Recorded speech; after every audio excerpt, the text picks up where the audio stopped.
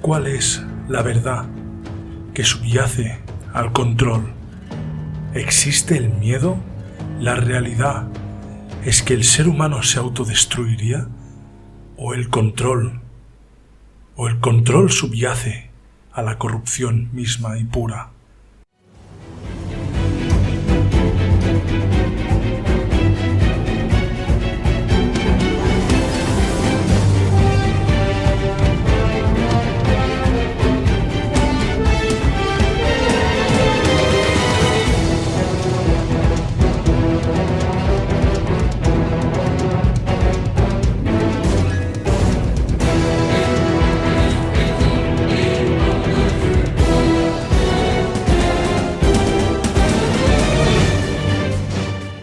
Estas grandes estructuras se han ido repitiendo a lo largo de la historia. Lo hemos visto con el taoísmo de Lao Tse, luz y oscuridad, la dualidad que crea la armonía. Lo hemos visto con el idealismo y el racionalismo, Platón y Aristóteles, estas dos fuerzas opuestas que siempre luchan entre sí y que se enfrentarán hasta la eternidad y nunca llegarán a un acuerdo.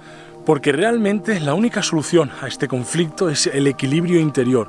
Esta batalla no sucede en el mundo, esta batalla no sucede en el exterior. Es precisamente una batalla interior, una batalla donde nuestras partes corporales, mentales y espirituales surgen para darnos herramientas, para defendernos y para descubrir la verdad. No basta con experimentar una facción de esta disputa, puesto que alimentar una facción siempre será promover la dualidad. La solución, la resolución será el equilibrio, será comprender que el ser humano es mucho más de lo que aparenta ser y que no es mucho menos de lo que no podemos ni imaginar.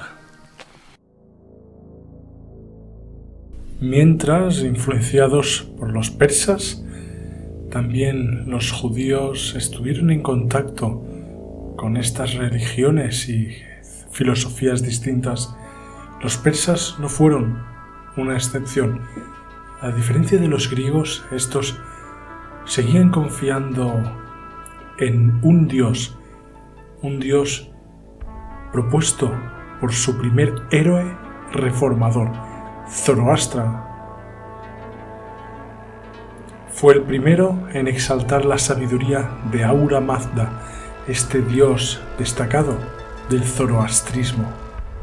Esta es una de las religiones más antiguas del mundo, y es que fue creída por los persas antes de la llegada del Islam. Actualmente aún es seguida por los parsis. Así, esta entidad creadora suprema, origen de la fuente de todo, es el espíritu del bien y el principio de la verdad.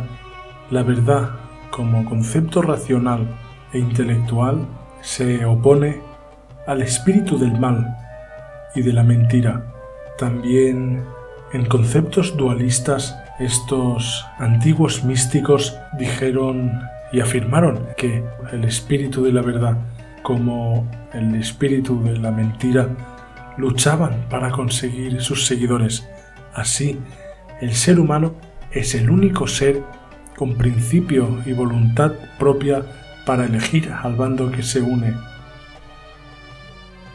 El fuego y la luz adquirían un papel central, símbolos del bien, y hasta día de hoy persisten estos símbolos.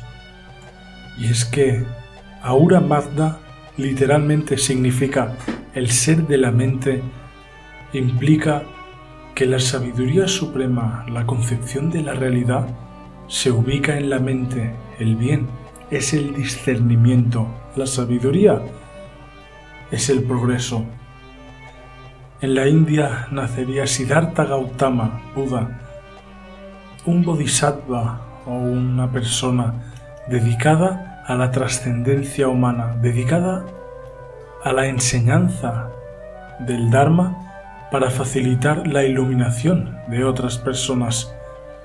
Dicen que el Buda se libera del ciclo del sufrimiento, se libera del samsara y llega al nirvana, a la iluminación, desaparece de la existencia cíclica, terrenal y superficial. Sin embargo, un bodhisattva es un Buda que renuncia a la iluminación para quedarse en este plano con el único propósito de enseñar al prójimo el camino correcto. Así Buda, antes de desaparecer y trascender por la eternidad, dedicó a crear miles de enseñanzas, pero que se pueden resumir en una sola, y es que, otra vez, el camino del medio, el camino noble, es la gran virtud y es el camino que lleva a la cesación del sufrimiento. Desde el budismo se proponen 4 grandes verdades, y es que toda vida tiene un sufrimiento. Como el sufrimiento es inherente a la vida, tiene una causa. Como el sufrimiento tiene una causa, hay un camino que aparta de esta causa. Así, el ser humano puede encaminarse por un noble sendero para evitar el sufrimiento, promover el conocimiento interior y alcanzar la iluminación, según los monjes budistas del Tíbet, también habitando las más altas montañas de la historia. El budismo y el hinduismo surgen de la misma raíz védica que comentamos inicialmente en la saga. Estos contextos, todas las sabidurías, todos los conocimientos apuntan a la profecía, y es que la profecía es un elemento clave para entender la historia mitológica. Y es que todo arquetipo subyace a una profecía. La gran profecía en este caso es de un avatar revolucionario, una conciencia divina que encarna en hombre para desobedecer a los arcontes, desobedecer a la tendencia y así, con la diferencia, promover el equilibrio, promover bien en tiempos de mal e incluso promover mal en tiempos de bien, para que las personas seamos conscientes del camino medio y del equilibrio. Así nace Jesús de Nazaret, el año cero, considerado el antes y el después en el mundo occidental. Y es que en el canon, en la Biblia cristiana canon de esta religión, precisamente el héroe es sacrificado, crucificado por los arcontes. En contextos de guerra, de inestabilidad y de afloro de múltiples culturas, esta gran comunicación, gobernantes llamados arcontes, desde los mismísimos griegos, luchaban por someter al mundo, al ser humano, bajo un control, un solo control de un imperio. Y es que muchos hombres corruptos han tratado de dominar el mundo con sus conocimientos.